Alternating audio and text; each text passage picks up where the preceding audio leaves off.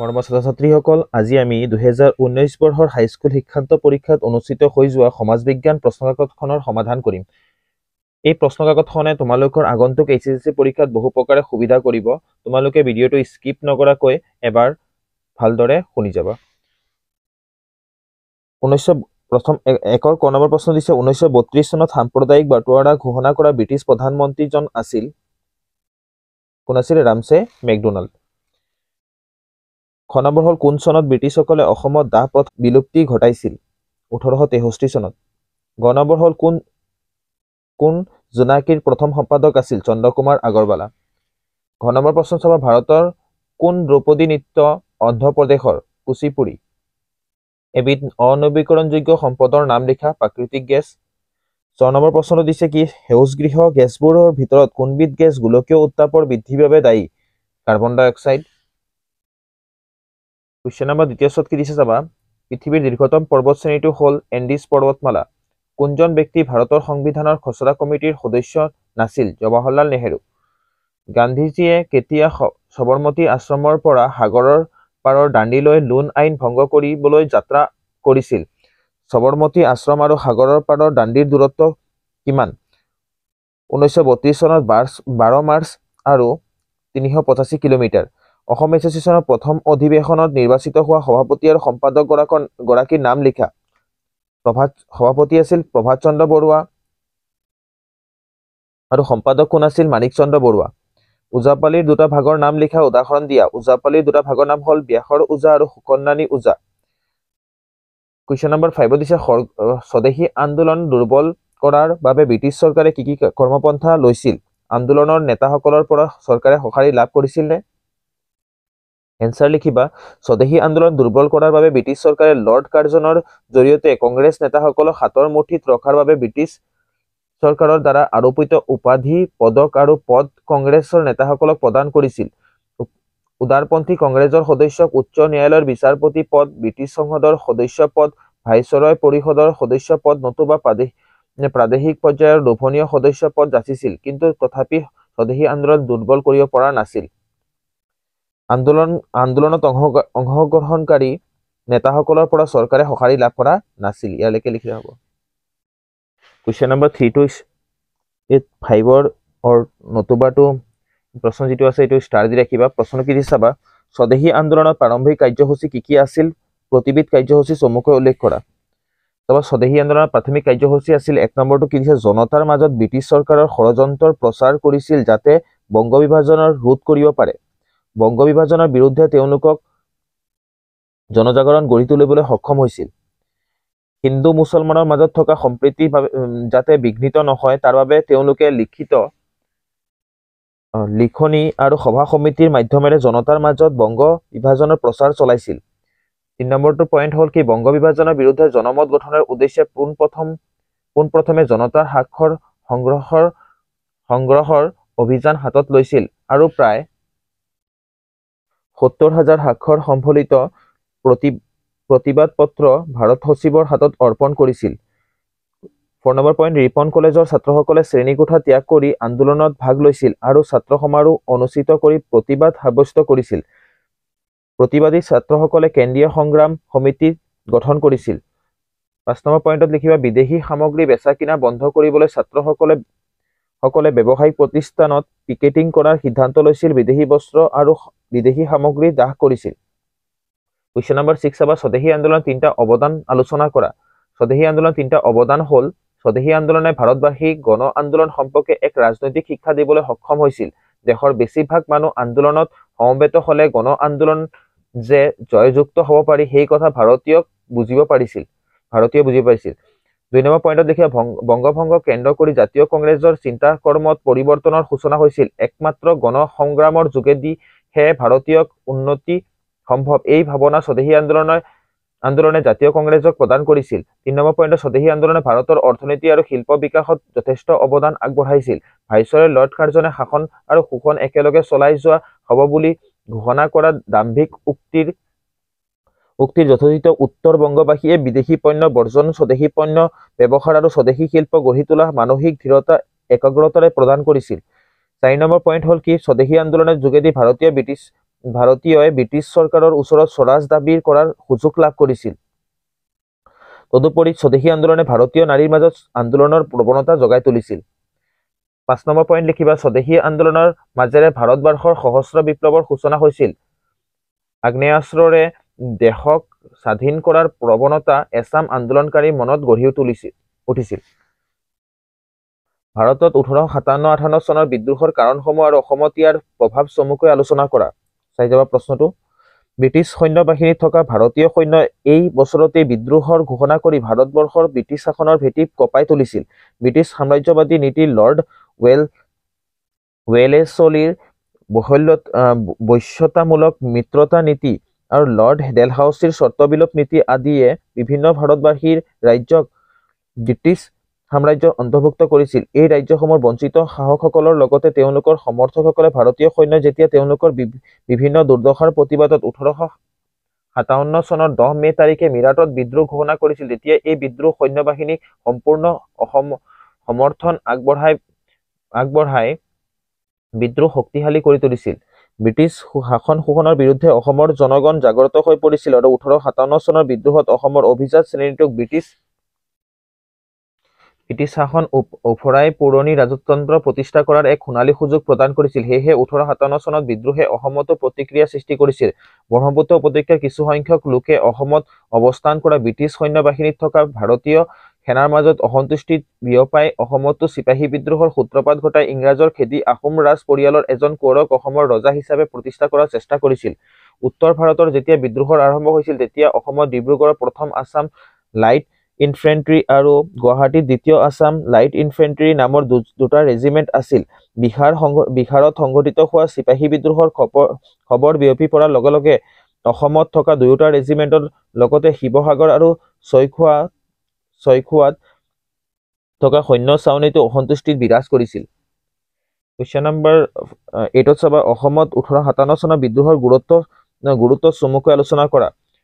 উত্তৰটো চাবা, 1857 চনৰ বিদ্ৰোহ যদিও ব্ৰিটিছ চৰকাৰৰ কঠোৰ হাতেৰে দমন কৰিবলৈ সক্ষম হৈছিল, অসমৰ ইতিহাসত প্ৰথমবাৰৰ বাবে এক সৰ্বভাৰতীয় ঐতিহাসিক ঘটনাৰ লগত অসম জড়িত হৈছিল। দ্বিতীয়তে 1861 চনৰ অসমৰ আৰম্ভ হোৱা কৃষক বিদ্ৰোহ 1857 চনৰ বিদ্ৰোহৰ দ্বাৰা কিছু পৰিমাণে অনুপ্ৰাণিত হৈছিল। তৃতীয়তে অসমতে হিন্দু আৰু মুছলমান এই দুটা প্ৰধান সম্প্ৰদায়ৰ একগোট হৈ বিদ্ৰোহত অংশগ্ৰহণ কৰি জাতীয়তাবোধৰ বিকাশত ইন্ধন যোগাইছিল। 1857 চনৰ বিদ্ৰোহৰ পৰা ভাৰতীয় স্বাধীনতা আন্দোলনৰ অন্যান্য সংগ্ৰামীৰ দৰে অসমীয়া সংগ্ৰামীসকলেও মণিৰাম দেৱানৰ তথা সহযোগীসকলৰ কৰ্মৰ দ্বাৰা অনুপ্ৰাণিত হৈছিল। কুৱেশ্যন নম্বৰ 10 তোমালোকে ষ্টাৰ দি ৰাখিবা, এইটো চাবাই। অসমৰ চিত্ৰকলাৰ ঐতিহ্যৰ বিষয়ে চমুকৈ লিখা। অসমত সপ্তদশ শতিকাত মানৰ পৰা উত্তৰ ভাৰতীয় ক্ষুদ্ৰাকৃতিৰ পুথি চিত্ৰসমূহৰ অনুৰূপ ৰজাঘৰীয়া পৃষ্ঠপোষকতাত অথবা সত্ৰীয়া সৃষ্টিৰে চিত্ৰকলাৰ এটা পৰম্পৰা আৰম্ভ হয়। স্থানীয়ভাৱে আহৰণ কৰা সামগ্ৰীৰ পৰা প্ৰাকৃতিক ৰঙেৰে বহুৰঙীয়া এই চিত্ৰসমূহ অঁকা হৈছিল। আনন্দ লহৰী, হস্তিবিদ্যা চিত্ৰ ভাগৱত, গীত গোবিন্দ, কুমহৰণ, শংখচূড় বধ, লৱকুশৰ যুদ্ধ আদি শিল্পকলা সন্নিৱিষ্ট সাঁচিপতীয়া পুথি। প্ৰথমতে চিত্ৰৰ পটভূমিত একোটা নিৰ্দিষ্ট ৰং বোলাই লোৱা হয়। চিত্ৰসমূহ সাধাৰণতে ৰজা, ৰাজদৰবাৰ, দেৱী মূৰ্তি, যুদ্ধৰ চিত্ৰ, হাতী, জীৱ-জন্তু আদি মূল পুথিৰ বিষয়বস্তুৰ লগত সংগতি ৰাখি অঁকা হৈছিল আৰু খালী ঠাইবোৰত ফুল, লতা আদি আঁকি দিয়া হৈছিল।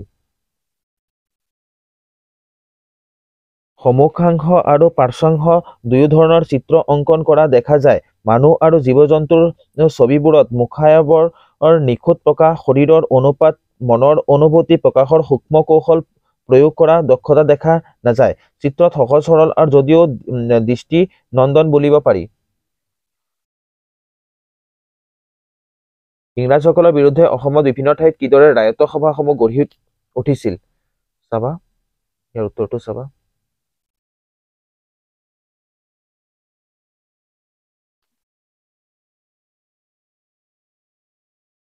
এবাৰ চাই ল'বা উত্তৰটো। এই প্ৰশ্নটো ভাৰতীয় আন্দোলনত অসমৰ মানুহৰ ভূমিকা সম্পৰ্কে আলোচনা কৰা। উত্তৰটো চাই ল'বা।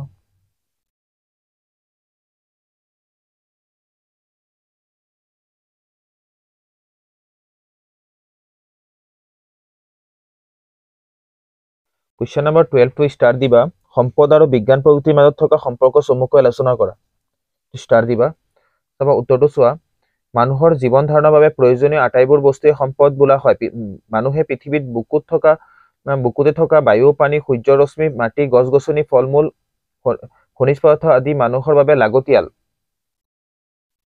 সম্পদ প্ৰকৃতিৰ বুকুৰ পৰা বিভিন্ন প্ৰকাৰে আহৰণ কৰে এনে বহু সম্পদক মানুহে বিজ্ঞান আৰু উন্নত প্ৰযুক্তিবিদ্যাৰ সহায়ত শোধন বা পৰিশোধন কৰি ব্যৱহাৰৰ উপযোগী কৰিব পাৰে তদুপৰি মানুহৰ কৰ্মবৰ্ধিত জ্ঞানৰ প্ৰসাৰ আৰু উন্নত বিজ্ঞান প্ৰযুক্তিবিদ্যাৰ সহায়ত মানুহে প্ৰয়োজনীয় সম্পদ আহৰণ কৰিব পাৰে যেনে জলবিদ্যুৎ প্ৰকল্প নিৰ্মাণ কৰি বিদ্যুৎ যোগান কৰিব পাৰে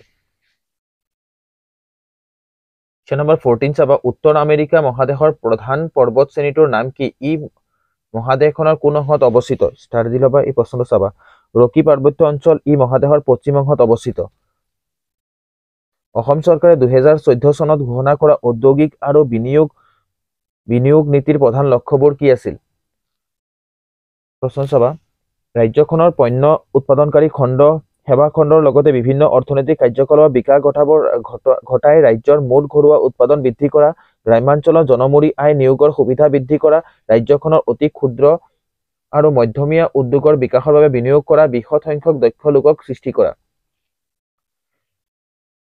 অসমৰ জল পৰিবহণ ব্যৱস্থাৰ সুবিধাবোৰ উল্লেখ কৰা ষ্টাৰ দি ৰাখিবা এইটো চাবাই অসমৰ জল পৰিবহণ ব্যৱস্থাৰ সুবিধাসমূহ হৈছে অসম নদী মাতৃক ৰাজ্য হোৱাৰ বাবে ইয়াত জল পৰিবহণ ব্যৱস্থাৰ প্ৰসাৰৰ বাবে অনেক সুযোগ আৰু সুবিধা আছে অন্য পৰিবহণৰ তুলনাত জল পৰিবহণৰ ইন্ধনৰ খৰচ কম আভ্যন্তৰীণ জল পৰিবহণে ৰাজ্যখনৰ ভিতৰত মানুহ আৰু মালবস্তু পৰিবহণৰ ক্ষেত্ৰত সুবিধা আগবঢ়াই আহিছে পথ পৰিবহণৰ দৰে জল পৰিবহণৰ বায়ু প্ৰদূষণৰ সমস্যা নাথাকে নেক্সট কুৱেশ্যন নম্বৰ 16 টো চাবা প্ৰদূষণ মানে কি মাটি কিদৰে প্ৰদূষিত হয় চাই ল'বা ইয়াৰ পৰা ইয়ালৈ চাবা নেক্সট হল কুৱেশ্যন নম্বৰ 17 নম্বৰটো অসমৰ জনসংখ্যা বৃদ্ধিৰ কাৰণসমূহ চমুকৈ আলোচনা কৰা এই প্ৰশ্নটো ষ্টাৰ দিবা এইটো চাবাই তোমালোকে অসমৰ উচ্চ হাৰত হোৱা জনসংখ্যা বৃদ্ধিৰ কাৰণ মূল দুটা জনসংখ্যাৰ প্ৰাকৃতিক বৃদ্ধি আনটো হল বহিৰাজ্যৰ পৰা অধিক মাত্ৰাত হোৱা প্ৰব্ৰজন 3 মাৰ্কৰ কাৰণে তোমালোকে লিখিব লাগিব কি চাবা জনসংখ্যা প্ৰাকৃতিক বৃদ্ধি দৰাচলতে জন্ম আৰু মৃত্যুৰ ওপৰত নিৰ্ভৰশীল অসমৰ জনসংখ্যাৰ জন্ম আৰু মৃত্যুৰ হাৰ ভাৰতৰ গড় হাৰৰ মাজত বেছি পাৰ্থক্য নাই ইয়াৰ অৰ্থ এইটোৱেই যে অসমৰ জনসংখ্যা প্ৰাকৃতিক বৃদ্ধিৰ ফলত ৰাজ্যখনৰ যি হাৰত জনসংখ্যা বাঢ়িছে সেই একেই হাৰত ভাৰতবৰ্ষৰ জনসংখ্যা বৃদ্ধি পাইছে বহিৰাজ্যৰ পৰা অধিক মাত্ৰাত হোৱা প্ৰব্ৰজন বৰ্তমান সময়ত অধিক মাত্ৰাত হোৱা জনসংখ্যা বৃদ্ধিৰ ক্ষেত্ৰত এই কথা প্ৰতিপন্ন হৈছে যে যদি অসমলৈ বুজন পৰিমাণৰ জনপ্ৰব্ৰজন নঘটিলহেঁতেন তেনেহলে অসমৰ জনসংখ্যা স্বাভাৱিকভাৱে বৃদ্ধি হৈ নাথাকিলহেঁতেন কুৱেশ্যন নম্বৰ নেক্সট কুৱেশ্যনটো 100% চাবা এইটো আহিয়ে থাকে অসমৰ পৰিবহণ ব্যৱস্থাৰ অন্তৰায় হিচাপে দেখা দিয়া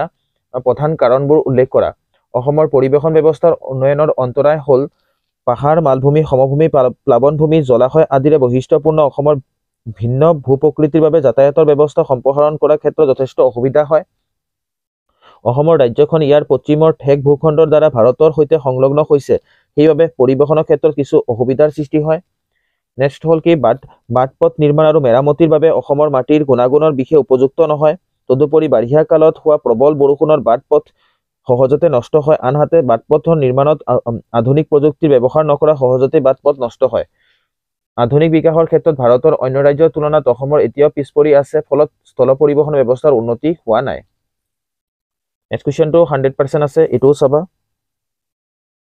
সম্পদ সংৰক্ষণ বুলি কি ইয়াৰ প্ৰয়োজনীয়তা আলোচনা কৰা 1+2 আহে চাই ল'বা এইটো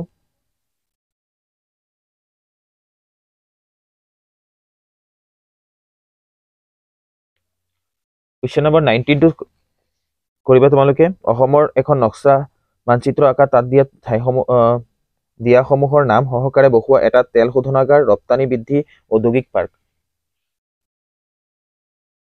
কুৱেশ্যন নম্বৰ 22 চাবা ৰাষ্ট্ৰসংঘৰ সচিব প্ৰধানজনক কিদৰে নিয়োগ কৰা হয় ৰাষ্ট্ৰসংঘৰ সচিব প্ৰধান কোন আছিল প্ৰথম সচিব প্ৰধান ৰাষ্ট্ৰসংঘৰ চনদৰ 97 নং অনুচ্ছেদ মতে নিৰাপত্তা পৰিষদৰ অনুমোদন ক্ৰমে সাধাৰণ সভাই সচিব প্ৰধানক নিয়োগ কৰে নৰৱে ট্ৰাইভ হাল্ডাৰ লি ৰাষ্ট্ৰসংঘৰ প্ৰথম সচিব প্ৰধান আছিল বিনিময় প্ৰথাৰ অসুবিধা কি সংগতিবিহীন অভাৱ হিচাপ নিকাচৰ উমৈহতীয়া এককৰ অভাৱ বিভাজনীয়তাৰ অসুবিধা মূল্যৰ ভাণ্ডাৰৰ অভাৱ এই কুৱেশ্যনটোত চাবা তোমালোকে অৰ্থনৈতিক বিকাশ আৰু অৰ্থনৈতিক উন্নয়নৰ দুটা পাৰ্থক্য লিখা।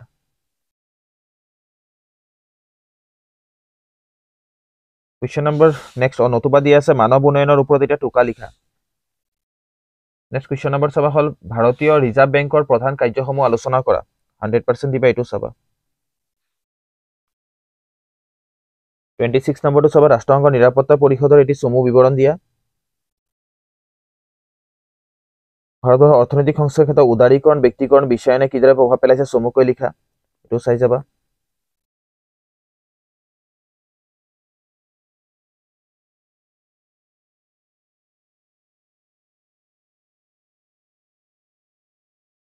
ভাৰতীয় সংসদীয় গণতন্ত্ৰ আৰু ইংলেণ্ডৰ সংসদীয় গণতন্ত্ৰৰ মাজত মূল পাৰ্থক্য কেইটা লিখা, এইটো চাই যাবা। পাৰ্থক্যকেইটা ইয়াত দিয়া আছে। ভাৰতীয় সংসদীয় গণতন্ত্ৰ আৰু ইংলেণ্ডৰ সংসদীয় গণতন্ত্ৰৰ মূল পাৰ্থক্য কেইটা হ'ল 1, 2, 3টা।